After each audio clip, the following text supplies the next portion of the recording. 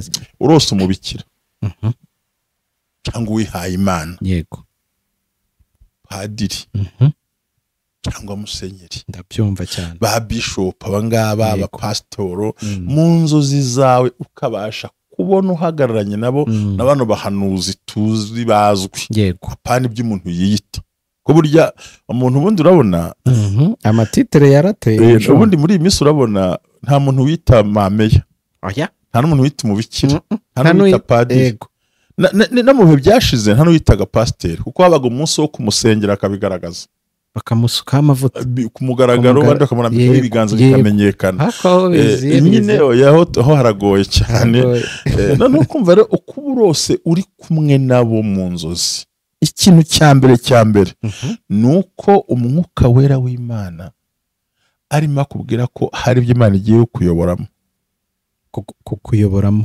kujya imbere kuko biravuga ngo ubuhanuzi n'amategeko mubishakire ku batambyi kuko ubwo Aburahamu yavaga kurwana avuye gutsinda Sodomo yahuye na Melikisedeki mu buryo bwa gitambyi ngo amuhesha umugisha amuha n'icyacumi aratambuka kabiri uvuga ngo kurota umukozi w'Imana uwo ari we wese biravuze ngo mu minsi itari myinshi cyane ugiye kuba umunyamugisha mu buzima bwawe kuko nabahesha w'umugisha yego ubumwe bw'abera ministries amavuta akandagira amateka ubuzima bugahinduka mwiyerekwa ry'umushumba Reverend Ntambabazi Jean Baptiste ubwo yasengaga Imana yamuhishuriye abantu benshi batsikamiwe n'amateka mabi Imana yamubwira ngo genda ubasuke amavuta ubuzima buhinduke nabo bahindura ubw'abandi ubumwe bw'abera ministries ntabwo ari idini nta nubwo ari n'itorero ni umuryango wakira buri muntu wese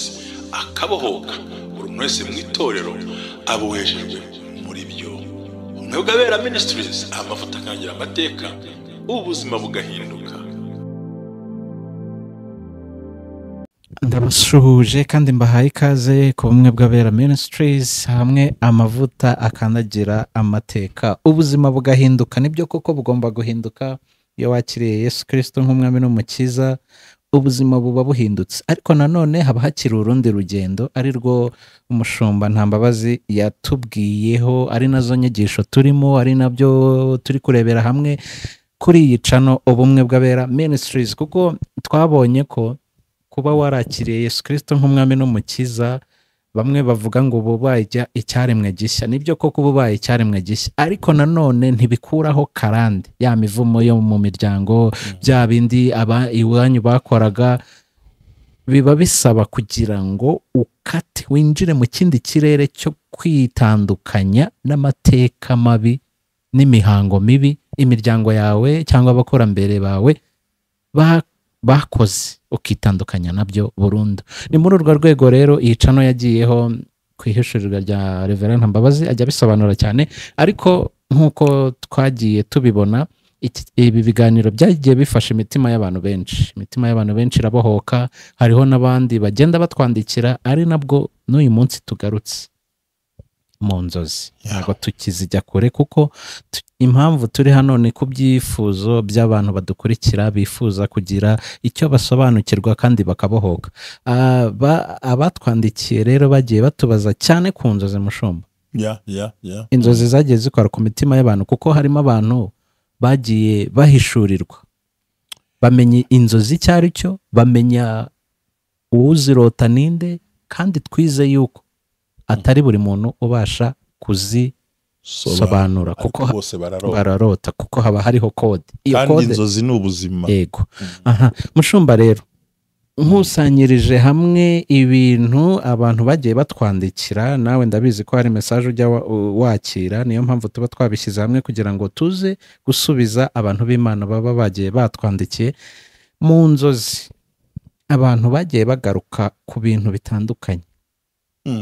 bitandukanye barambwira bati uzongere umutubarize kuko telefone hari igihe utayifata cyangwa se bitakunda ko ubwira umuntu umwe ku giti cye ukavuga uti reka mbihurize hamwe nzabasubirize rimwe hashobora kuba hari n'undi ufite icyo kibazo ariko akabariza abandi bakungukiraho ku nzozi kurota abakozi b'Imana mu nzozi kurota pasiteri, kurota umupadiri, kurota umuntu w'Imana, umuhanuzi, umuririmbyi, yego, mu gisata cy'abakozi b'Imana, yaba umuhanuzi, yaba padiri, yaba umunyamasengesho ubusanzwe ubizi ko akora uwo murimo, yaba umuririmbyi w'icyamamare mu ndirimbo z'Imana.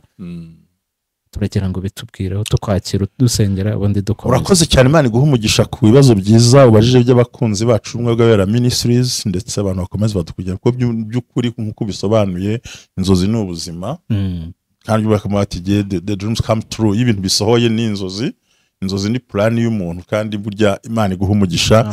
Urakoze cyane, turagushimiye Imana kuko ari utanga ubuhanga n'ubwenge n'ubumenyi, twe turi abantu buntu, urwego rwacu ni urunguru, ariko data kubw'ubushobozi bwawe n'ubushake bwawe niyo washimye ko duhabwa impano zitandukanye kugira ngo tubashe gufasha isi mwami. Harabahaye guhanura, abandi kwigisha, abandi kuvuga ubutumwa, gukora ibitangaza, kuko iyo ni inshingano ikomeye kugira ngo itorero ryari rifite ibintu byose bikwiriye. Kano kanya keza ntaba ari njye kuko njye ntago nabishobora, ntaba ari Jerry kuko nawe ntiyabishobora, ahubwo twisunze imbaraga z'Umwuka Wera w'Imana ari wo musobanuzi w'ukuri kandi uduha ubwenge bukwiye.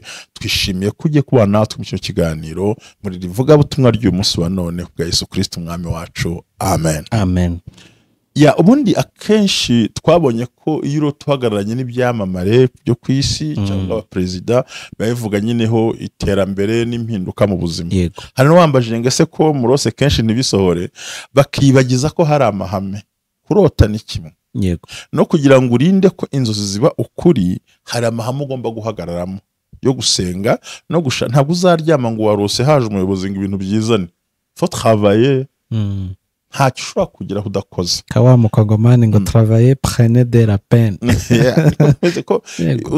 Hatabayeho kuvunika hari ibyo utabasha kugeraho.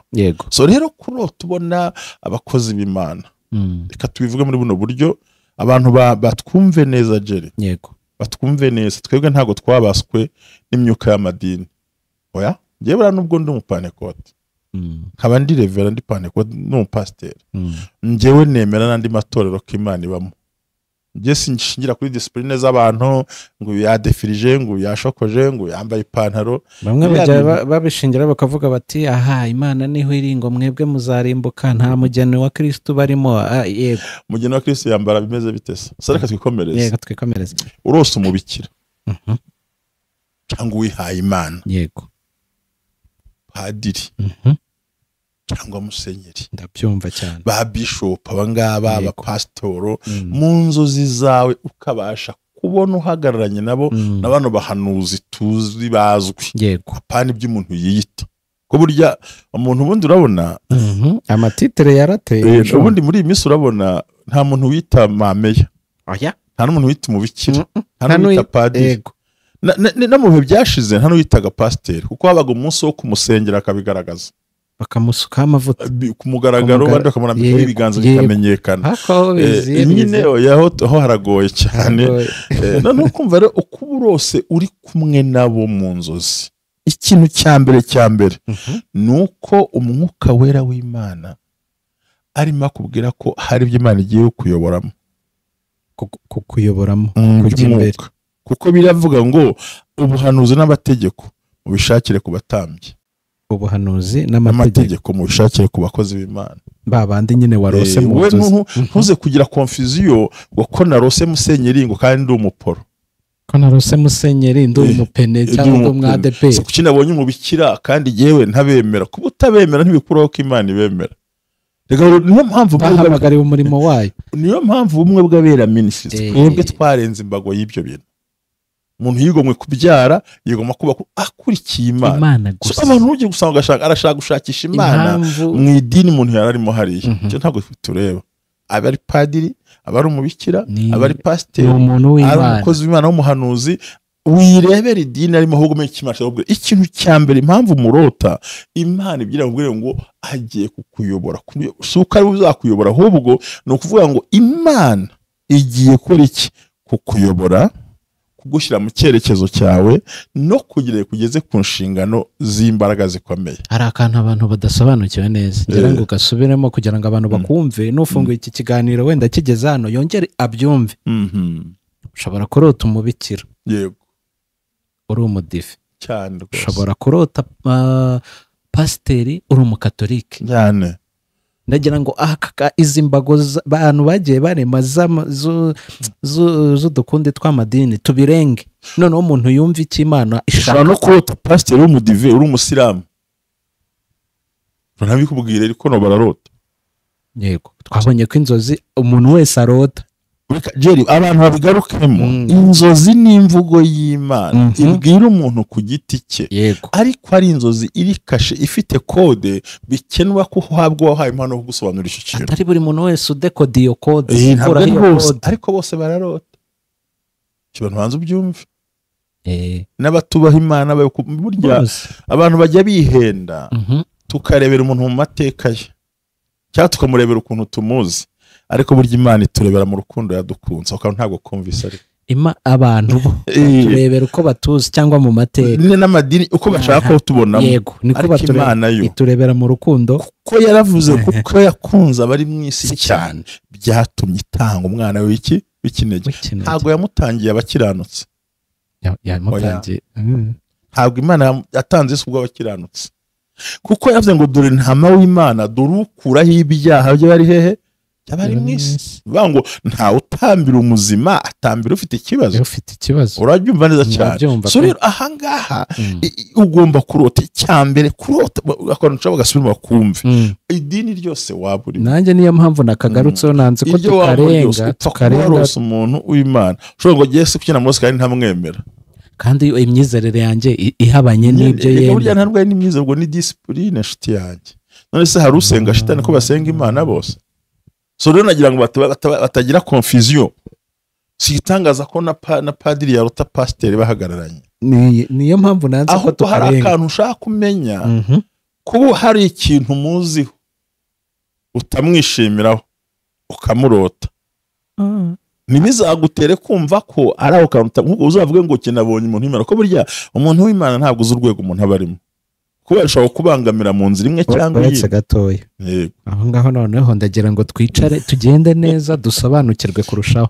Ni ukuvuga ngo ndose wa muntu w'Imana runaka aguhagaze imbere ashobora kuba pasiteri, ashobora kuba umuririmbyi, ashobora kuba ari iki. Noneho nge hari intege nke muziho tubanze tugikure mu nzira. Kuba hari intege nke muziho nkaba namurose ntibikuraho wa mugambi w'inzozi. Ntago biwukuraho wowe byumuziho n'ibyawe ariko Imana yakweretse plan.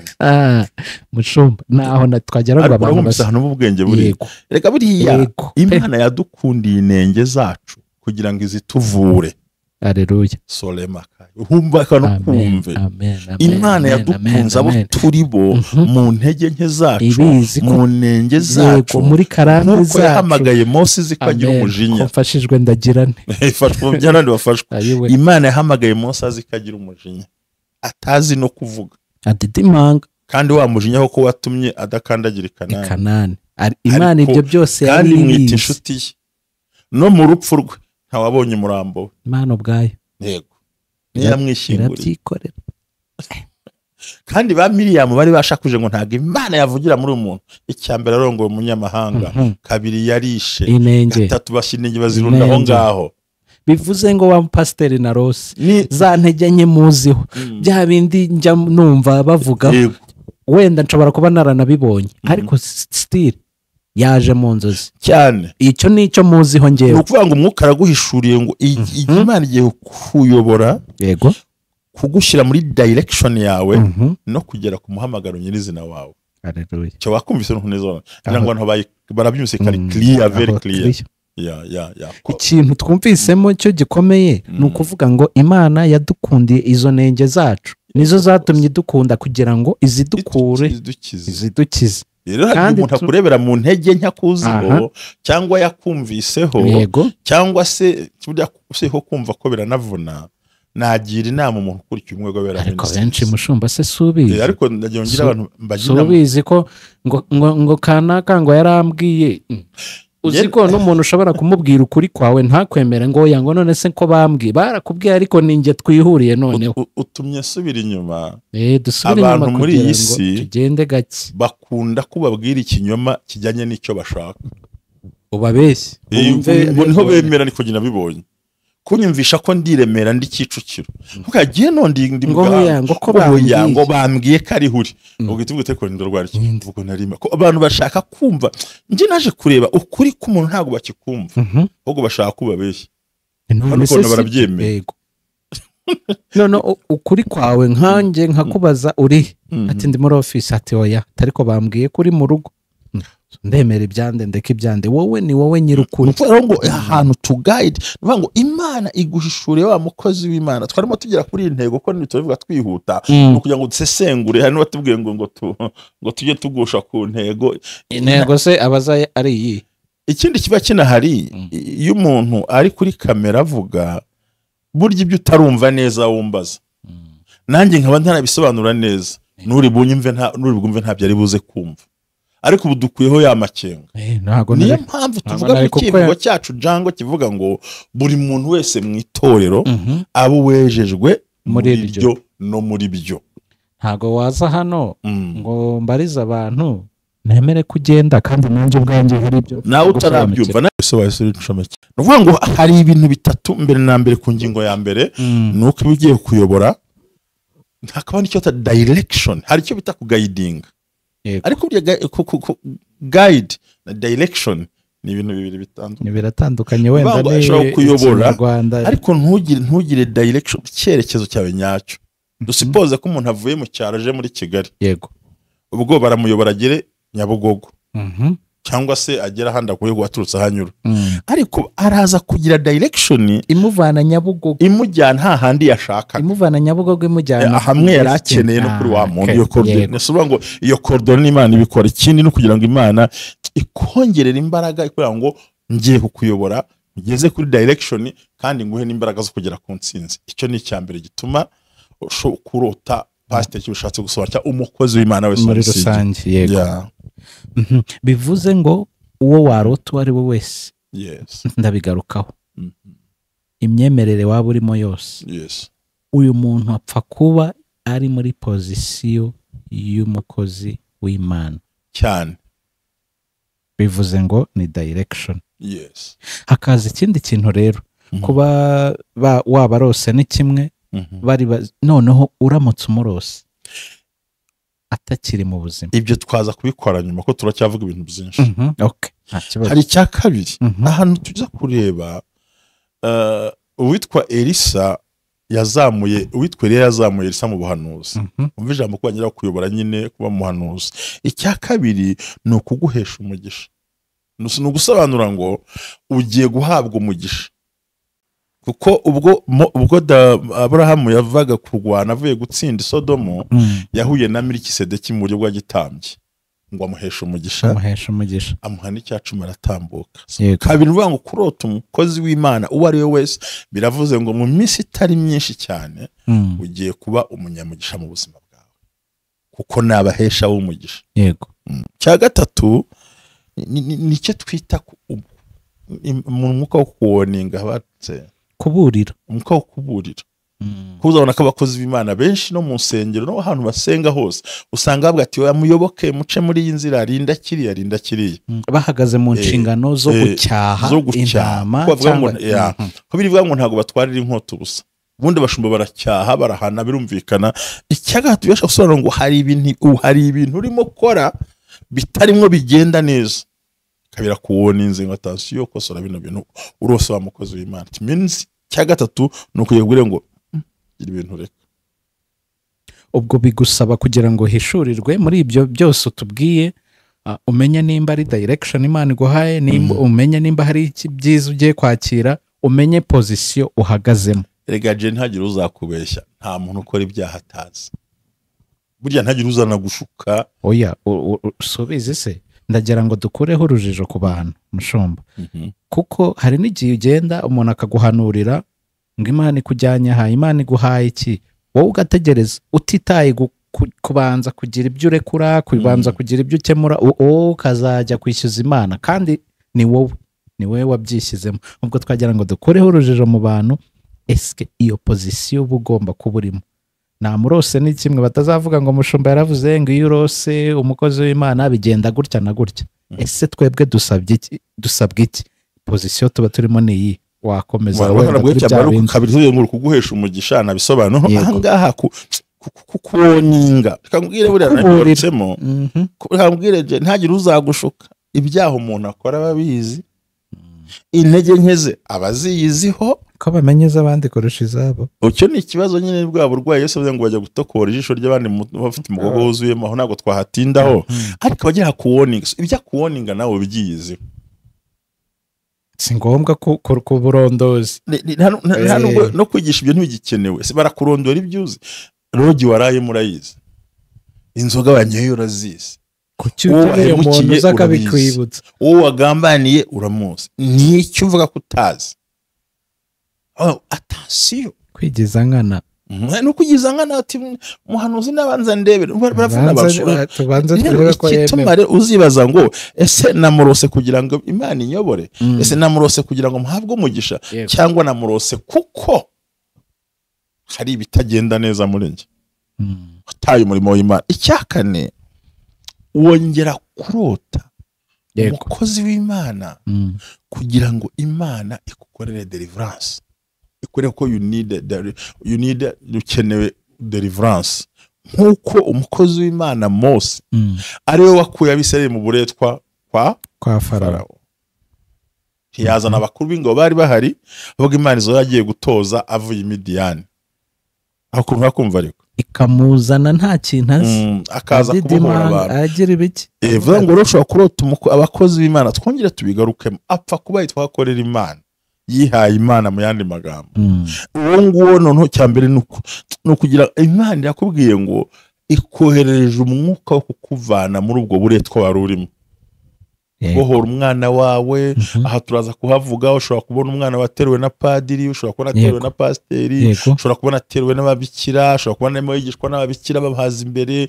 ushobora kubona abahanuzi bari kumwe n'abana bawe it means ko hari umwuka wa deliverance ugiye kwinjira mu rugo rwawe akora kumvise ariko ndakumva nibaje mu iduka ryawe ukarotaje kuguhahira menya ngo ibihombo bivuyeho yego inyatsi mu byawe mu kazi kawe ariko ugira ubwenge nawe rega Imana izakuraho inyatsi yazanywe n'abadayimoni ariko ntabwo izakuraho inyatsi yitwa wowe hari ubwo umuntu ubwe yibera inyatsi ku giti cye turagira ngo tuvuge ibintu byinshi noneho batubwiye twarondogoye hari igihe umuntu yitirira inyatsi Satani ariko ubwo nawe ari inyatsi uba ugomba kwisobanukirwa fast aho hantu urumva ariko ubwo nawe ni iki ni inyatsi none se kutambaza ngo ni inyatsi gute ni inyatsi gute icya mbere ngo urugero dukunda guteka tugane n'abantu banaseke banafashwe rimwe nari ndi ahantu i Remera nabaga mu Gihogere muri 2013 na 12 yego haza umuntu uje ngo dusengere inyatsi yari mumereye nabi ahora n'undi muhanuzi nawe uvuga izina uko ari muri Kigali mbashaka kubaha abantu bose nakubwiye ngo jewe ni Bibiliya nishirana nzavuga umuntu ntabwo izashira iracyahari nzakubwira n'imibare yigize rwose noneho urumva twicaye haza umuntu ati nimusengere inyatsi imbere nabi inyatsi iranyishe ati mbonye ivaho aramubwira ko yakundi kose namubwira ariko se ndamubaza ntigiye rero ntirabona inyatsi ye ngiye reka nze ngushakire umuti w'inyatsi ariko nagira ngo murebe uburyo ngena nzana icyuma njya mu cyumba nzana icyuma nokore rero inyatsi ye nayibonye ngiye kuyikwicira ati rihe ntizana iyo nda yawe niyo nyatsi ya mbere yes inda yawe niyo nkwiye gupfumura kuko niyo nyatsi yawe ya mbere icya mbere wowe ukorera amafaranga runaka ukijya kuba yarake kurangura muri Uganda urabyibuka utarinjira Jaguar kera wahombye kuko ayo ukorera n'ayo urya n'ibyo wambara birangirira muri ayo mafaranga none uragira ngo wunguke gute kandi rero no wica akazi kawe utarurira Jaguar kera wahombye gusa ko iyo ni inyatsi dukwiye gusengera cyane no gushaka ukuntu tuyibaga tukayikuramo sarigero umuntu yibera inyatsi ku giti cye nawe ubwo ari inyatsi wungutse 150 uzacuruza gute ntabwo byakora uri muri competition ngo hagutaduse telefone urarushanwa n'abantu bafite uko bakora muzo bakuye urafata ideni ngo ujye kugira ikintu none ugasanga nubwo dusenga hari ikiganiro nzakora kivuga ngo the debit cyangwa amadeni akugira umugaragu ukorera abandi. Imana izamfashe ngende nishyura undi yose arangira kuko numva ari cyo kintu numva ashaka gukora muri iyi minsi. Bajya bavuga ngo nta mugabo utagira ideni, ariko ibyo tuzabibaza tuzabigana ubwiza ukuri ko burya uzacunga muri banki ukwezi kwajuru ukabona nakwanditse ngo kutatwishyura kandi aribwo bakiyaguha na MTN ati hanyuma uri mu biki tureka twikomereza. Urumva ahantu iyo tuvuga ngo twari tuvuze ngo ubonye padiri, pasiteri, umuhanuzi binjiye muri resitora yawe, binjiye mu iduka bakaguhahira, si uko aribo baje guhaha, ahubwo Imana iravuze ngo yirukanye inyatsi mu bintu byawe, ariko inyatsi utihamagariye. Kuko niba umuntu agenda ari inyatsi usura kireka ni wirukana uwo muntu. Nayicaye mugira inama ngo dore ukuntu ukora gira gutya na gutya. Arangije ati kuziko bamugana ari byo. Ndamubwira ndogenda ukora ukuntu mu bujyanama, cyane ko burya company yanjye yitwa Social and Legal Consultants. Bivuga ngo na sociale nkugiramo inama. Urumva ahita byumva, kandi ubu ngubu ndabizi ko iyo duhuye ajya mbwira turihe ko nabigize bwa bwenge. Ni hoya. Ahubwo ntihongeye no gusubira kurangura Uganda, rangura n'abavuye. Menya kuzigama amafaranga, menya gukora iki n'iki. Cya kabiri, Rwanda ufite inyatsi ya kabiri. Umuntu wese ukodesha aba afite inyatsi. Namara ntago mubyemera. Nibo nanjye ndayifite. Iyo ni mbi cyane, burya barabyumva mbivuge ntihagire undakarira, kuko niba ushobora kurekura amafaranga 50 buri kwezi cyangwa ukarekura 100 buri kwezi, bitari ibyawe bitazagaruka, batazanagushimira. Uragura aho uryama, uragura ibyo urya, uragura aho ujya kwituma, uragura ikintu cyose ni amafaranga. Wazasevinga ryari mu gihe n'ibyo ubona ari bikeya? Yawe sinjye njyenyine uyifite nta kibazo. Iyo ngiyo ariko Imana izayidukiza. Ariko iyo ngiyo itandukanye na wa muntu wigize inyatsi ubwe. Okay. Tuzinyumvisha. Shando bari birebire byaryoha twigarukire. Nabyo bakeneye kubyumva. Ariko hari umuntu wigira inyatsi ubwe. Kuko arashaka gukompeta n'abantu, hadutse kangahe ngire gutya nanjye bambone, reka mbakandagire mbemeze. Ntabwo ushobora kwemeza electronique ziri hanze. Ushobora kuvuga ngo ndashaka kuryanga abana basohoke, mbega hari urwego. Kandi buri gihe uko hari ibyiza, hejuru y'ibyiza haba hari ibindi byiza. Kandi uko ushaka kugendana n'ibyo byiza byaje hejuru y'ibyo byiza uzavunika. Reka mu ijambo rimwe, irinde kwibera inyatsi. Reka tubekere aho ngaho. Yenda rwana n'inyatsi yaguteye, ariko wiba nyirabayazana w'inyatsi. Ko niba nawe ubwawe uri inyatsi ukongeraho indi nyatsi tayari, ubwo ni inyatsi ebyiri zishoreranye, induru zivuge. So rero kurota ubona umukozi w'Imana, pasteur, ababikira, abandi bose batandukanyije, hari n'abandi ntavuze apfa kubahagarariye Imana, ntagire uza kumbaza. Ndabizi ko abanyamadini barahita bankubita bambwira ibintu, ariko niba ahagarara imbere y'Imana akayobora abantu ababwira ati Imana niyo nkuru, kuki ushaka kumva ko atavuga Imana, aho ntuhinjire. Twahagarukiye wahumvise. Hari ikindi ariko kantu ngira ngo urakumvise kubohoka kabisa, urakumvise buri mubona mu iduka, mubona mu bana bawe, bona yigisha abana, bona ari mu biki, jya umenye yagusuye mu rugo, menya ngo hagiye kubaho deliverance kandi positively. Yego. Kindi no kugira ngo uramfasha rega ndimo ndasaza. To import you. Import buriya na Kinyarwanda cyiza uburyo byoroshye. Kinyarwanda ndakibuze. Uko ndagishaka jewe.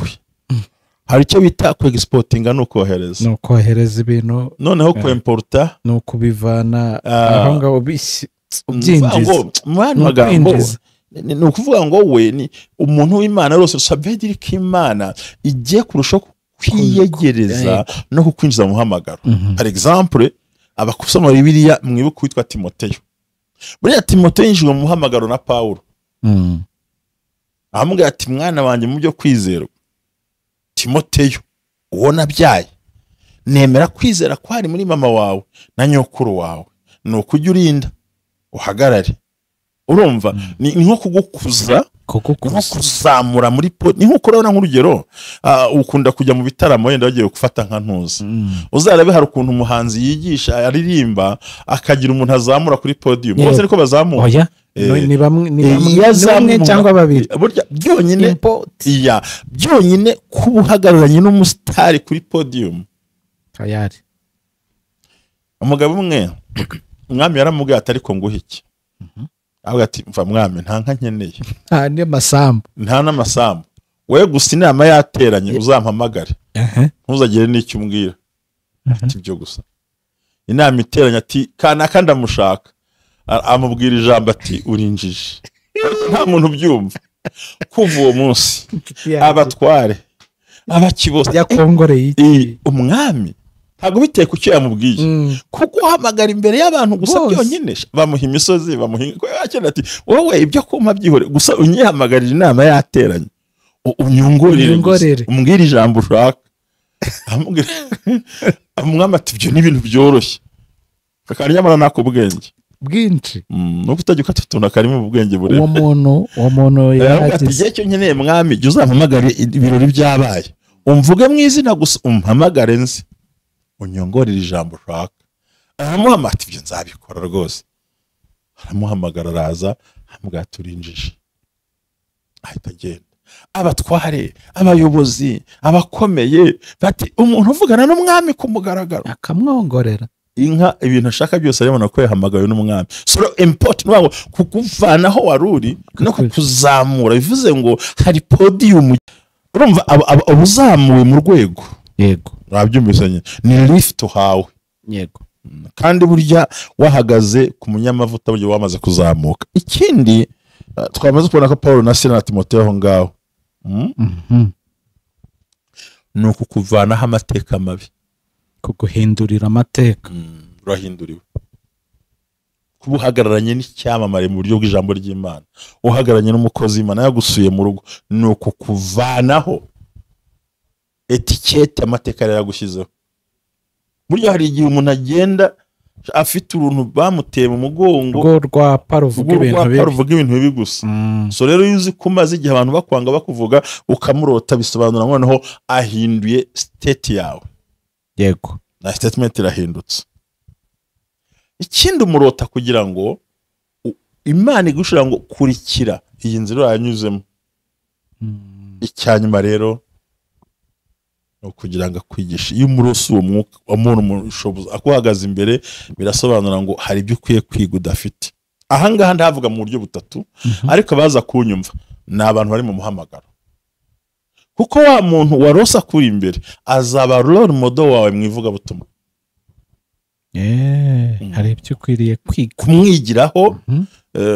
Mvuze gutya uwo mugabo arankurikira aho atuye ariko ndahavuga kuko atuye mu Gatsata we naho muri simvuga izina. Twigeze kujya mu ivuga butumwa namubwira nti ibintu urimo ukora sibyo, urimo urigana no muntu kandi wigana no muntu ntuzabigeraho, ahubwo shaka ibiri muri wowe, gerageza winkurizinga ibyo ufite uko mbona ibyo uri powerful nabyo Imana izakugaburiraho. Ahubwo wa wundi umufata aze nk'urugero ariko wifata ibyo avuga ngo bivuge, ahubwo vuga ibikurimo ariko uciye kuri wa murongo. Uwo muntu arabizi ko nyimubwira ibyo nta mezi 5 yari yubatse inzu avuye mu bukode. Urumva iyo improvement nta mpamvu yo guhisha ikuri guhari. So rero no kugira ngo umwigireho abe role model wawe, uko yigisha ukavuga uko akora uko abigenza, hasigaye ukamushaka ukanamwegera ukamubwira uti ko ngukunda kandi nkunda ukuntu wigisha wansengeye nkamera nkawe. Iyo ari umuntu utari umunyabugugu akurambikaho ibiganza akugira inama, ntawe warangiza nta cyubusa kibaho kagira uko bigenza nawe ukatanga ituro ry'uko ugiye kwakira Imana yemereye. Ndumva ari byo ntashaka kuvugana ntakererewe, barabyumvise ko tubiganiriyeho babiteza amatwi, twavuze ibintu byinshi cyane. Imana ibahe umugisha mu izina rya Yesu. Ntarakurekura ngo dusoze, reka dusoreze kuri aka kantu nawe nakubajije kandi nyine iyo urose umwe muri aba bakozi b'Imana atakiriho kuko twari twagasezeranyije abantu. Aha hantu ndagira ngo abantu ntibaze kugira confusion. There's no longer yo kurota umuntu wapfuye. Kwikuzimu aho tujya nta migambi, nta kumenya, nta bwenge. yego twarabisobanuye ubushize. yego icyo gihe rero iyo urose uwo mukozi w'Imana wapfuye birasobanura ngo hari ingeso zakunaniye mu buryo bwo gukorera Imana cyangwa cy'umwuka, ntaho uri mujya uheze hamwe. kandi ikindi cya kabiri, ntabwo ari uwo mukozi w'Imana uje kuko ntabwo ari active, ahubwo Satani yambaye wa mwambaro we kugira ngo aza kubeshye ngo byagenze neza. oya, kurota abapfuye byo byirukana, yaba mama wawe yaba nde uko yaba ariko kose, ntabwo ugomba kubyuha ugacyaha izo nzozi. ko nta visite y'abapfuye ku bazima. aho turasobanukiwe. Urakoze cyane, murakoze cyane. Amen.